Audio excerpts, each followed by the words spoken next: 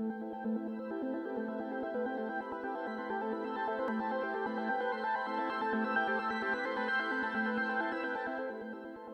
Information Economy Report is a flagship publication from the UN Conference on Trade and Development, which really tries to help developing countries understand recent trends in the information economy landscape. A lot of things are happening right now and has been evolving quickly during the past 5 years, which is changing the opportunities for developing countries to make good use of ICTs in their development. This is related to the mobile revolution, which is spreading very rapidly throughout the developing world, improved broadband internet connectivity, and changes in the way that governments and the private sector are making use of these opportunities. Well, these changes in the international trends of ICT has many implications for developing countries.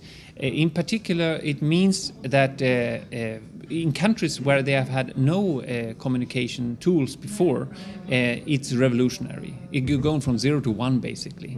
In other areas where you're going from a basic level to a more advanced level, it means that you can do other things. You can leverage social media, you can leverage mobile money payment solutions that were not there in the past. And it is transforming also the way that governments are interacting with their citizens, with their enterprises, and also how enterprises interact among themselves. In addition, you have the social media development now, where people to people are becoming more important, where people are engaged in also creating content on the internet that is very different from only a few years ago. So it's difficult to summarize all these changes that are taking place at the same time, basically. But the only thing we can say that it's having a very important impact on development in developing countries. The future, looking at the future here, this is an area that is very hard to predict because things are happening in so many different ways and it's happening so rapidly. But what we can say is that there are many opportunities that countries and governments and people can seize if they are well organized to prepare for what may come and what's happening already. And for this to be successful, we are very much emphasizing the importance of multi-stakeholder dialogue here. So the government cannot do everything on its own, the private sector cannot do everything on its own, and civil society cannot do everything on its own. You need to work together. It requires the development of relevant skills, the adoption of appropriate legal frameworks, creation of data, just so we know what's going on in many countries. And in all these areas, there is a huge task ahead of us, where the international community, such as the UN, the bilateral donors, and also the national governments need to come together and work together towards improving the situation in all these areas. Thinking about what the different stakeholders could do here, well, the government, I think, has a very, very important role in terms of putting everything together, but they cannot do it in isolation. They need to engage in a close dialogue with the other stakeholders, the private sector, the university sector, and the civil society.